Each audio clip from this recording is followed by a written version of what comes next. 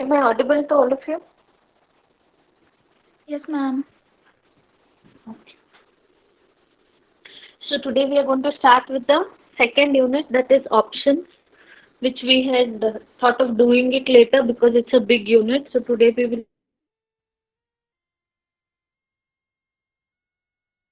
will begin with that.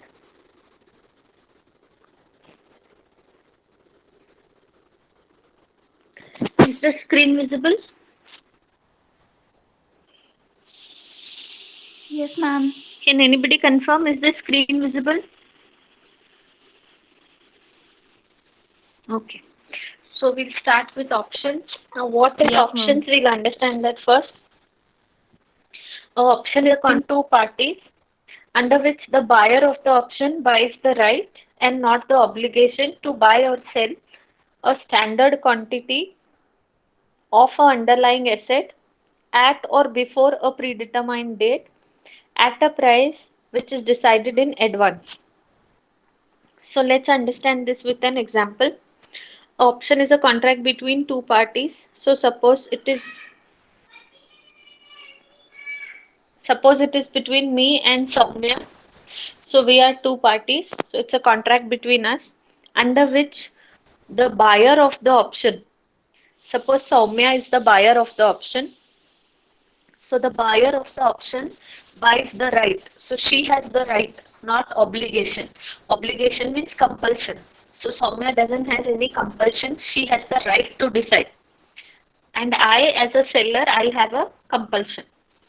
So she has a right to buy or sell. So she can decide. If she has taken a call option, she has a right to buy. If she has taken a put option, she has a right to sell. So whichever option she has taken, she has a right to buy or sell. What she will buy or sell? A standard quantity, which is nothing but the contract size.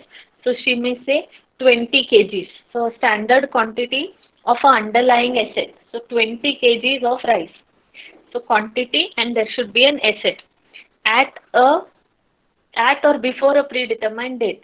When is she going to buy? Maybe on or before 1st July. So Soumya, the two parties, I and Soumya. Soumya has bought the right. She doesn't have the obligation. She has the right to decide whether she wants to buy or sell, depending on which option she has bought. A standard quantity, that is 20 kgs of a underlying asset, that is rice, before a on or before a predetermined date. So suppose before 1st July, at a price which is decided in advance. So she is going to buy on 1st July, but price we will decide today only. So suppose we have decided that she will buy 20 kgs of rice at rupees 50 per kg. So the price is also determined in advance. This price is also called as exercise price or strike price. So this is the meaning of an option. Now in the next slide, I have broken down this definition, and important concepts of the definition are explained again. So we now proceed to break this definition. First is right. Right, an option is a derivative instrument involving a right. So right means you can decide.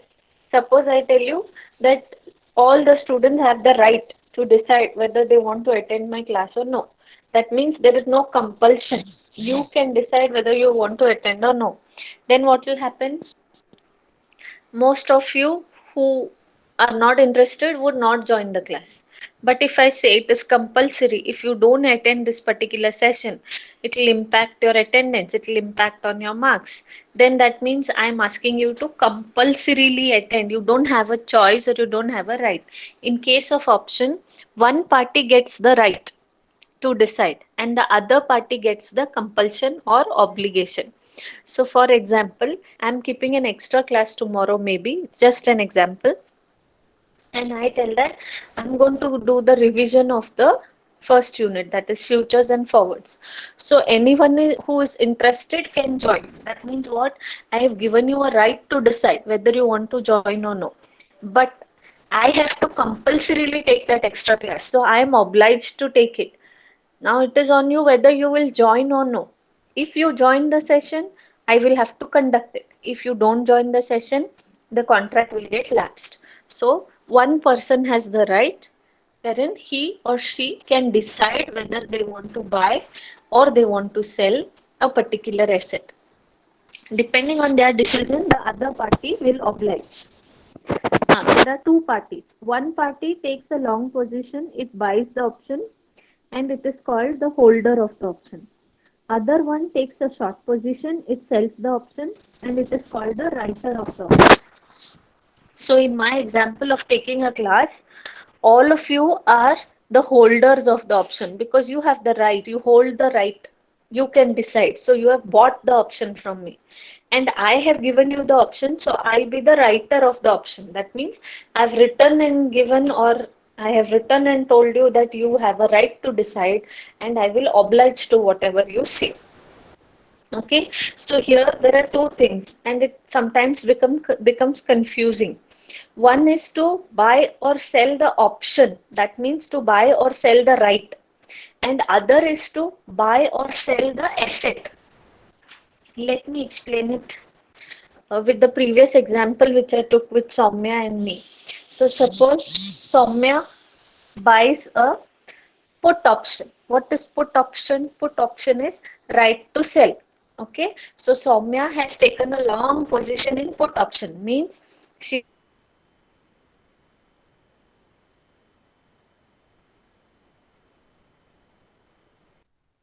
Am I audible?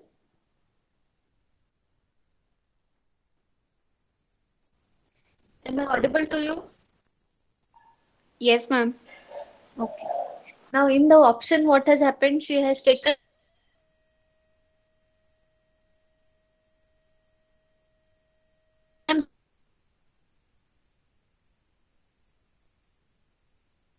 right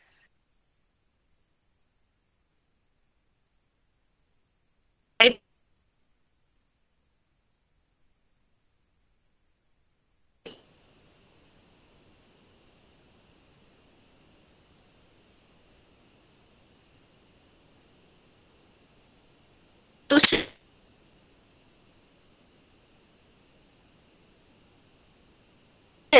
So she has agreed to sell 20 kgs of rice to me at 50 rupees.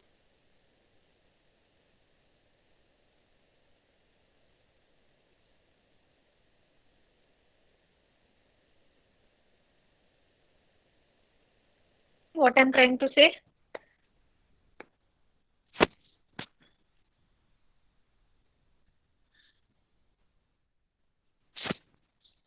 Yes, no.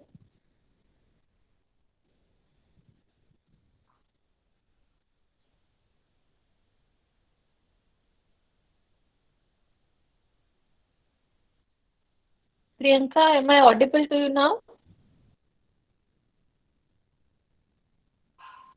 Ma'am, your voice is breaking.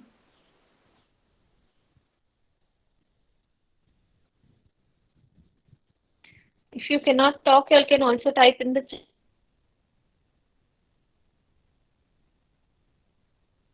chat box. Did you understand?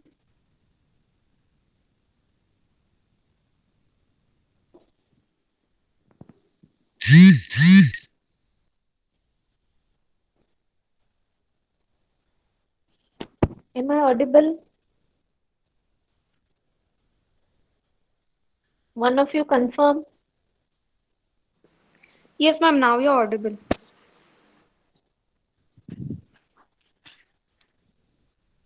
Okay.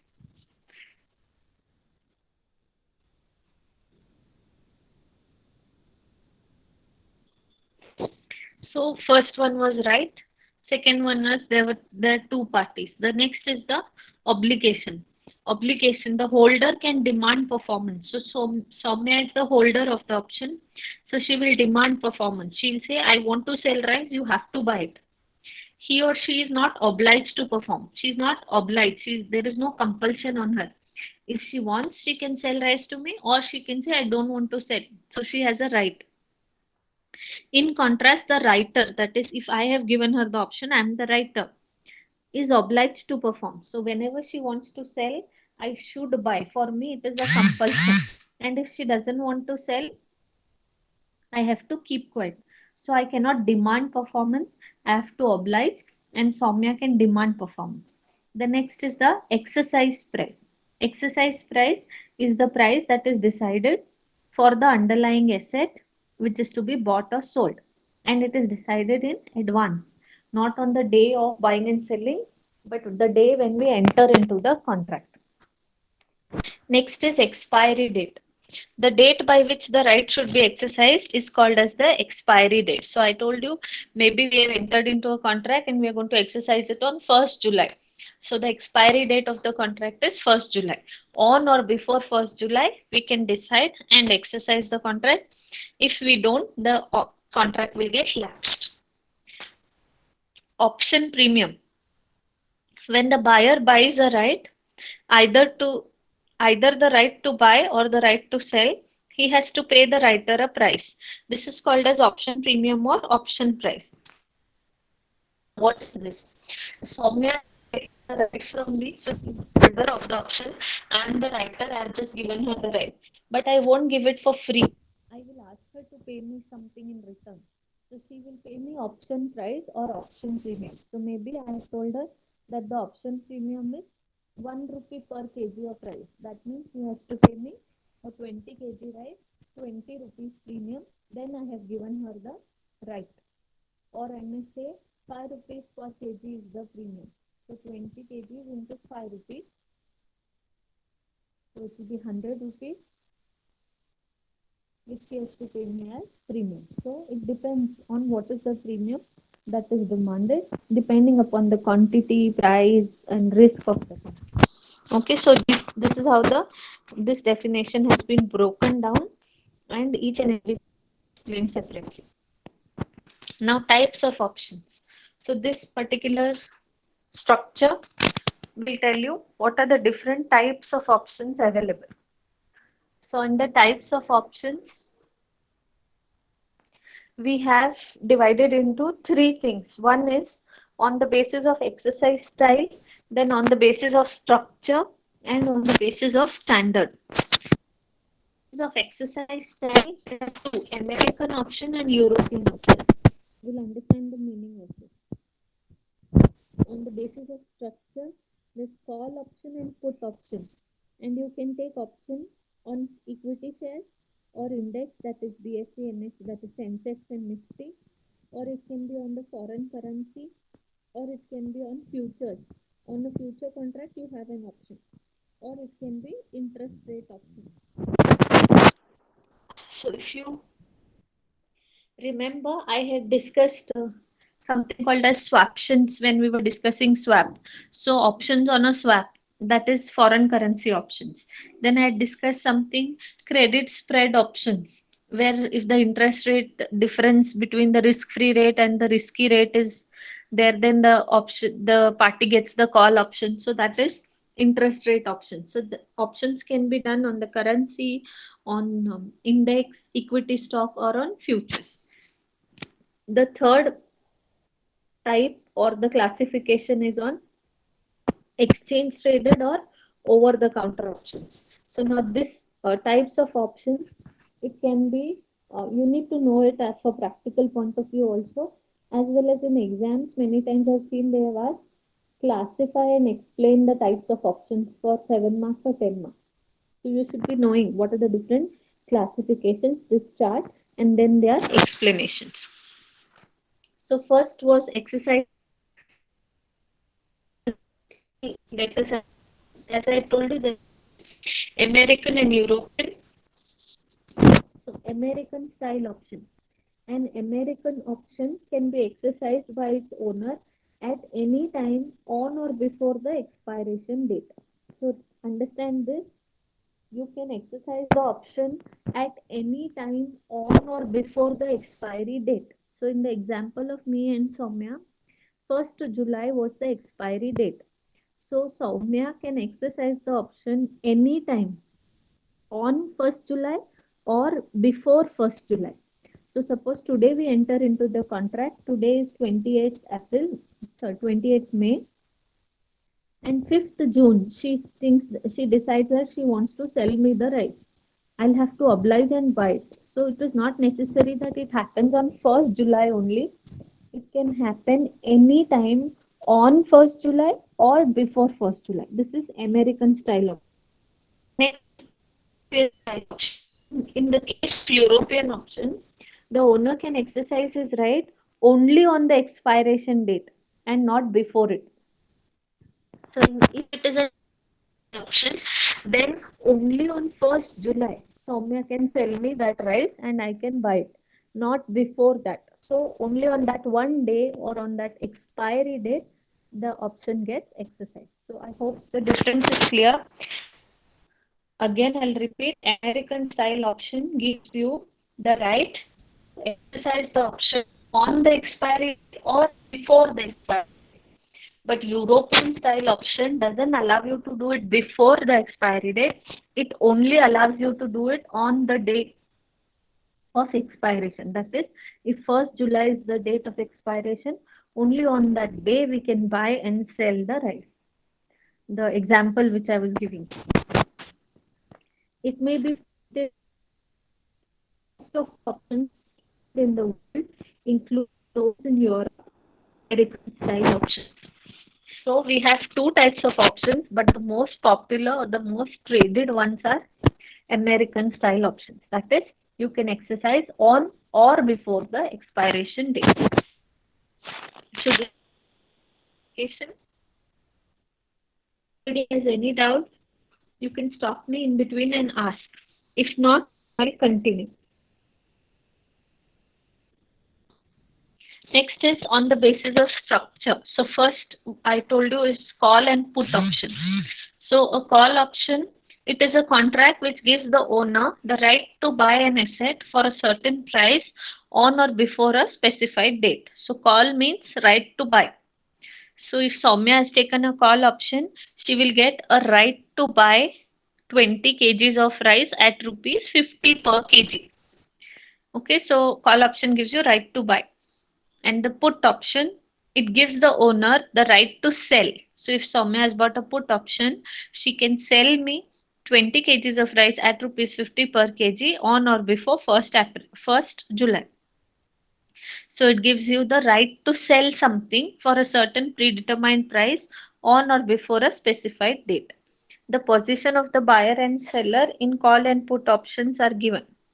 So if it is a call option, the buyer of the option, that means who has the option, has the right to buy the asset. And the writer of the option has the obligation to sell the asset. So if Soumya has taken call option from me, she has the right to buy the asset. And I am obliged to sell her the asset. In case of put option, it is right to sell. So in that case, Soumya has got the right to sell the asset and then I am obliged to buy the asset.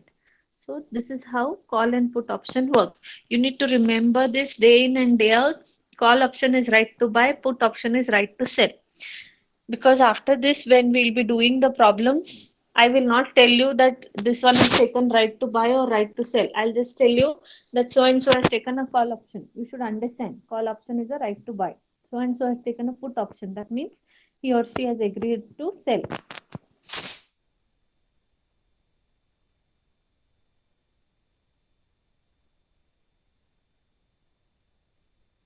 Put, I had told you there are few more. And be on equity shares, I told, then we had told on index, currency, on futures or on interest rate. So we'll understand what stock options. These are the call and put options on shares of companies traded in the exchanges. Options on individual stocks are traded at the NSE and the BSE. So stock options are nothing but the options that are traded in the stock exchanges, and options on individual stocks are traded on NSE and BSE. So if you have a demat account, you also have futures and options trading available, which is called as derivatives market. So there are different stocks that are available on which you can take options as well as you futures. The options are American style. So usually the options which are available on NSE and BSE are American style. That means you can exercise them on or before the expiration date. For determining gain or loss on a contract at the end of the day, the closing price of the underlying security in the cash market is considered. So, how do you find whether the contract has gained or lost? It depends on the closing price of the stock. So, as we see in the stock market, we bought a share for 100 rupees, the closing price is 150. So, you have gained 50 rupees today. Same way, the same prices are considered to tell you whether you have gained in the option contract or you have lost in that. Settlement is done on the basis of T plus 1. T plus 1 means the trading day plus 1 day. So today if you have bought the option contract, so today's day will be the trading day plus 1. So one more day they'll take to settle. Or today if you have sold, then today's day plus 1 day will be taken to settle. This means that once the option is exercised, the settlement of the contract is done by the following day. So suppose Soumya and I exercise the contract and Soumya sells me 20 kgs of rice at rupees 50 per kg. So today we have decided to exercise. Today's day plus 1 day will be taken by the exchange to settle it and give it. Here it is stock exchange, not rice. So suppose I and Soumya have entered into trading with the contract for ABC Limited shares. So today, if Soumya decides to sell and I agree to buy, actually the selling and buying will happen today's day plus 1 day. The settlement does not involve transfer of shares, it is done on cash basis. So it's not necessary that Soumya has to sell me the share and I have to buy the share. We can do it on cash basis. So suppose the share price decided in the contract was 100 rupees and she sold me for 100 rupees and market price of the share is 98 rupees. So how much is the gain that Soumya has made? 2 rupees. In the market, if she would have sold, it would go for 98, but she sold me for 100. So her gain of 2 rupees per share, I have to transfer to her. So this is settlement on cash basis. She will not sell me the share. I will not buy the share and give her 100 rupees. We'll just find the difference. She's selling me for 100. Market price is 98. 2 rupees she's gaining. So I'll transfer 2 rupees to her, which is her gain per share. She may be trading with 1,000 shares with me. So 1,000 into 2 rupees, 2,000 rupees she has gained. I have to transfer that gain. So this is settlement on cash basis. We don't actually sell the shares and buy the shares. But in case of commodities, we actually do it because I may need rice for certain things at my home. There might be a function, a marriage, and therefore I've entered into a contract. So commodity usually gets settled by transferring the actual commodity. But in case of shares, there's settlement on cash basis. And remember, Soumya will exercise the contract only when she is gaining. Otherwise, she'll not sell it to me. So suppose she has agreed to sell ABC Limited shares for 100 rupees to me, and in the market the price is 105. So she has a right to decide. She will decide and say, I don't want to sell it to you. I'll go and sell it in the market for 105. In that case, the contract expires, it's not getting exercised, and there is no cash settlement required. But only if the price is below 100, suppose the price in the market is 90 rupees and she can sell it to me for 100 rupees. So it's obvious she will sell it to me for 100 and gain 10 rupees per share. That gain I have to transfer to her.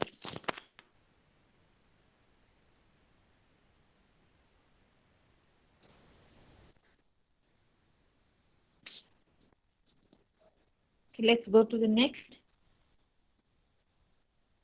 Index options. In case of options on indices, a contract usually provides for a certain multiple of the index.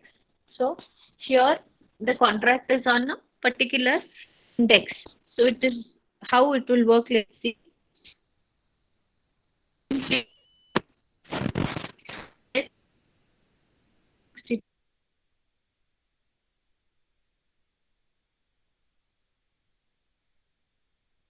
Sum of 280 minus 262 into 100, that is 1800 rupees.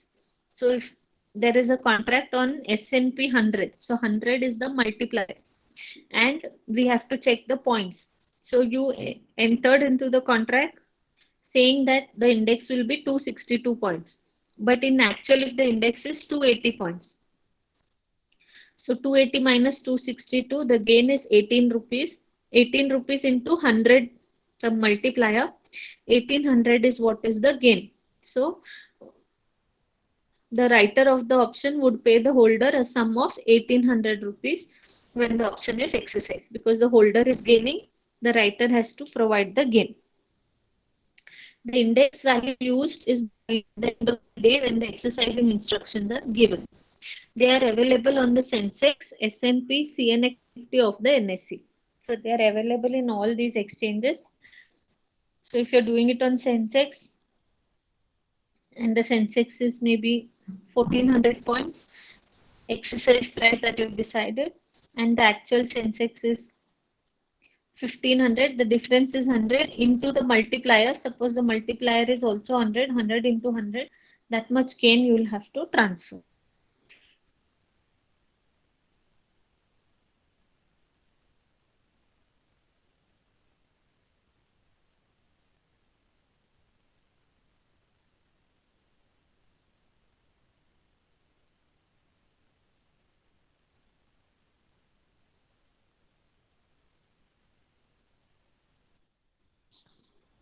And you can transfer the gain. Next is options on futures. Such an option, the underlying asset is a future contract. The holder acquires a right to buy or sell the futures contract on the underlying asset rather than the asset itself. So here that futures contract itself is the asset, and in that futures contract there will be one asset. So you're taking the futures contract, and in that contract there is an underlying asset. When the holder of a call option decides to exercise it, he acquires from the writer of the option a long position in the underlying future contract plus a cash amount equal to the excess of the future price over the exercise. So here it is not on cash settlement, but here actually the futures contract is transferred. So because when I'm buying option on futures contract means I'm interested in that futures contract also. So the holder of the option will get the futures contract plus whatever is the difference in the price, whatever is the gain, that also will be transferred to the holder of the option by the writer of the option. Writer is a person who is giving the right to others. So I am the writer, and in my example, Soumya was the holder. So if she is taking a futures contract and she's agreed to exercise, I have to give her the futures contract in which she becomes the buyer, as well as I have to give her the gain, whatever is the price decided for futures contract and whatever is the market price. So difference between these two prices, whatever Soumya gains, I have to transfer the gain plus the contract. Both have to go to her.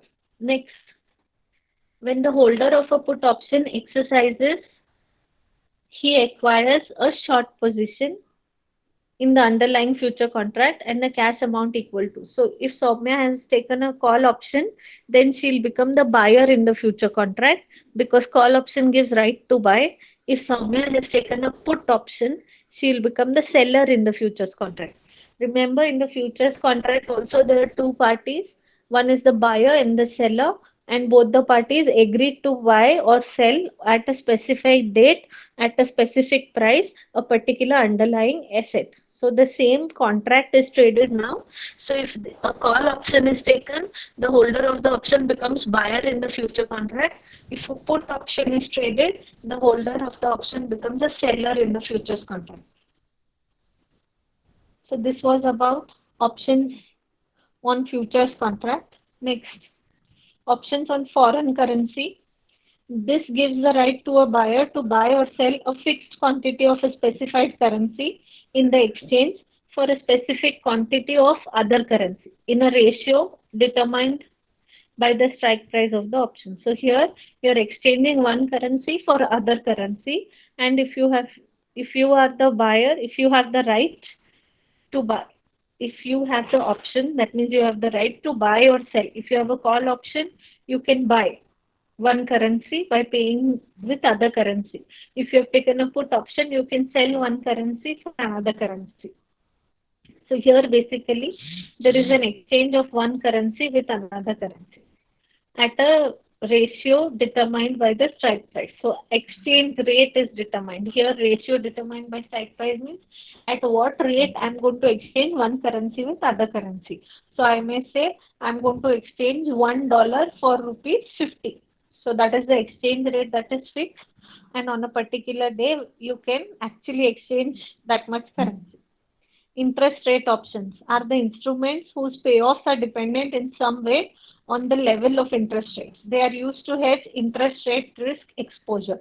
So we have studied the unit 4, in which we spoke in detail about interest rate derivatives, where how you can avoid or transfer the interest rate risk. So I have explained you credit default swap, total return swap. Then we discussed collateralized debt obligation.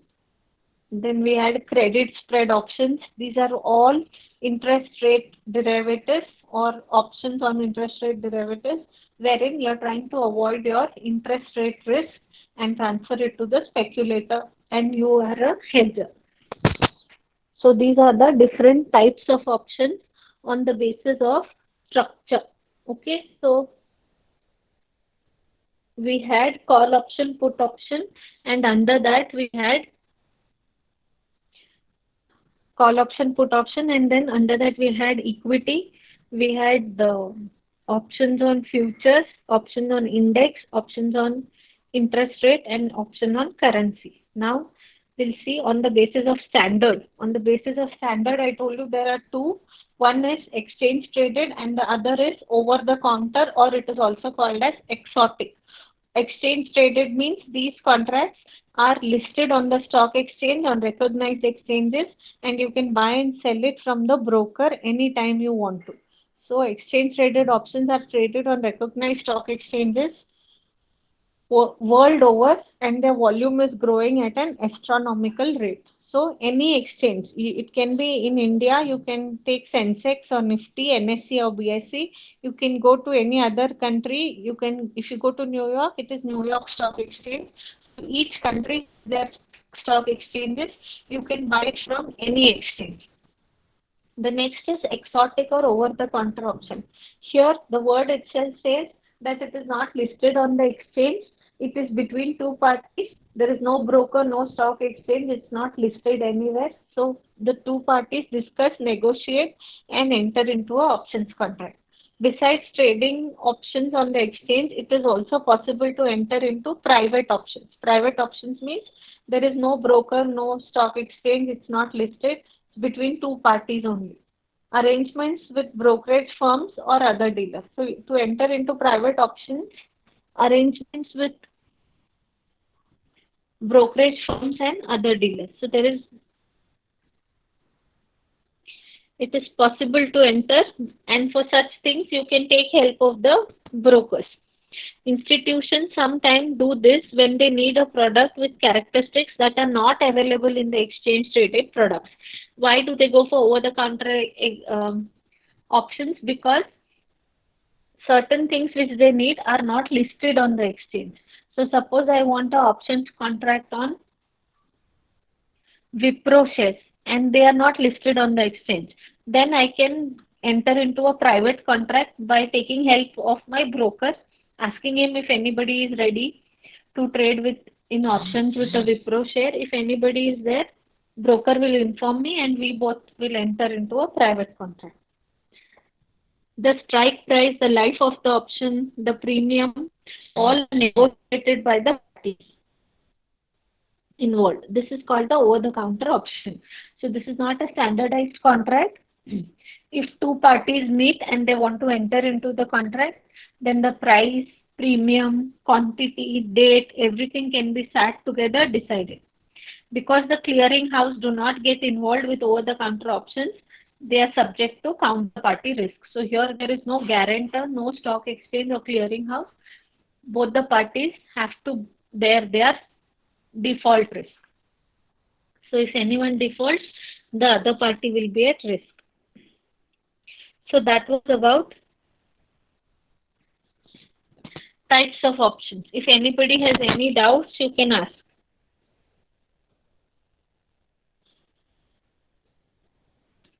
Was that clear? Any doubts, anybody?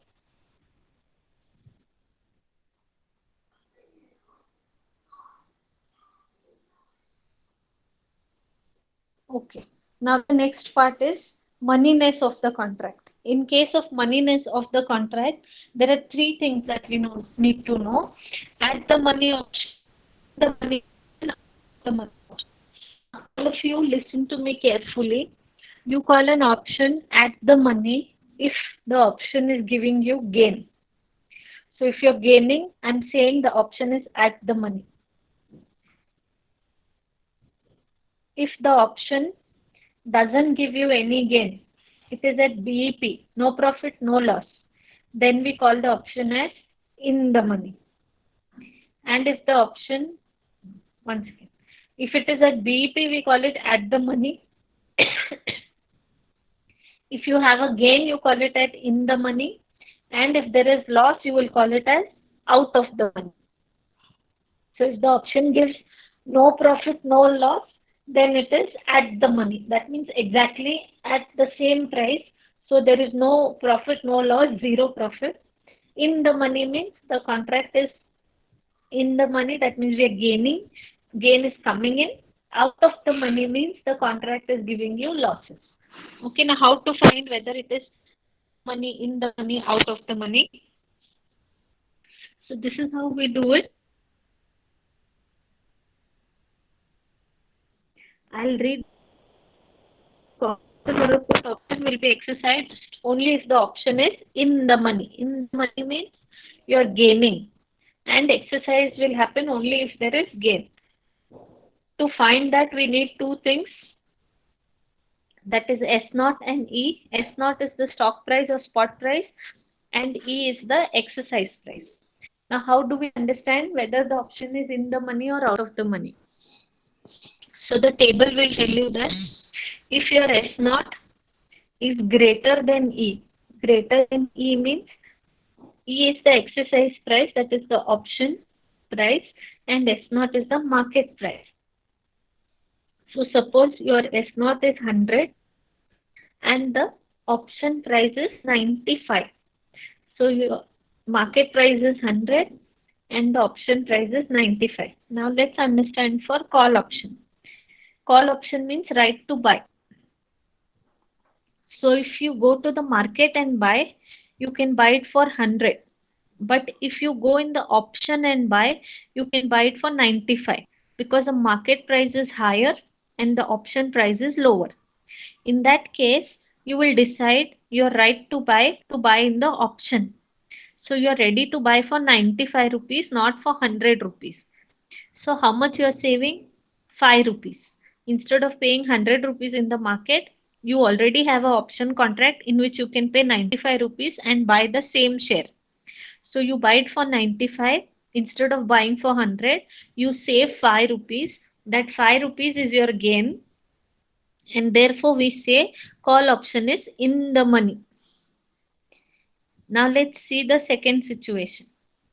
When your market price is less than the exercise price. So as I told you, your exercise price of the contract is 95. And suppose the market price is 90. Now if you have to buy, you will say, why should I buy for 95 in the option?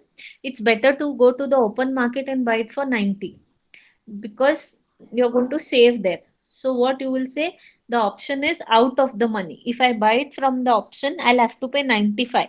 Whereas marketing asking me to pay 90. So if I go through the option, I'll have a loss of minus 5 rupees. I don't want the loss.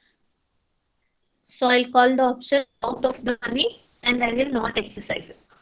And if your spot price is equal to the exercise price is also 95, stock price is also 95. Both are equal, there is no profit, no loss. So you go through the option or you go to the open market, doesn't matter. So there is BEP here. So we call it as at the money. This was about call option. For put option, exactly opposite hold goods.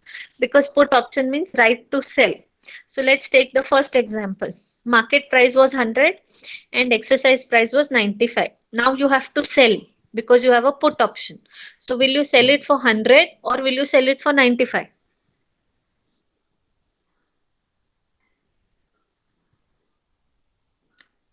it's obvious we'll sell it for 100 rupees in the open market because 95 is very low, which is the option price. So the option is out of the money for us. I don't want to sell it for 95, but I want to sell it for 100 in the open market. So if you see in the first case, call option was in the money, but put option is out of the money.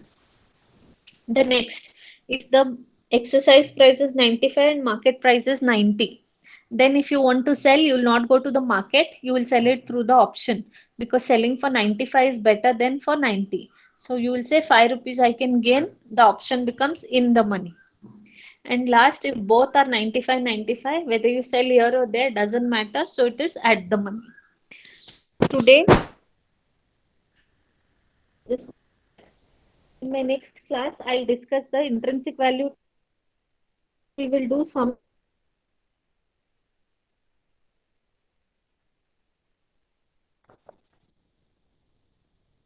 If you have any doubts, you can ask.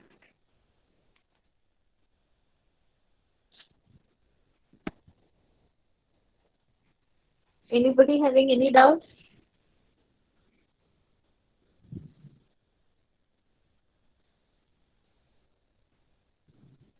Okay. If there are no doubts, you can type your USN numbers and leave the meeting. Next class is at 1:30. We'll be doing sums on moneyness of the options. They're very, very easy and they come for 7 marks in the exam. So you can easily get 7 marks if you are able to crack that particular problem. We'll discuss it in the next class at 1:30. You can type your USN numbers and leave the meeting.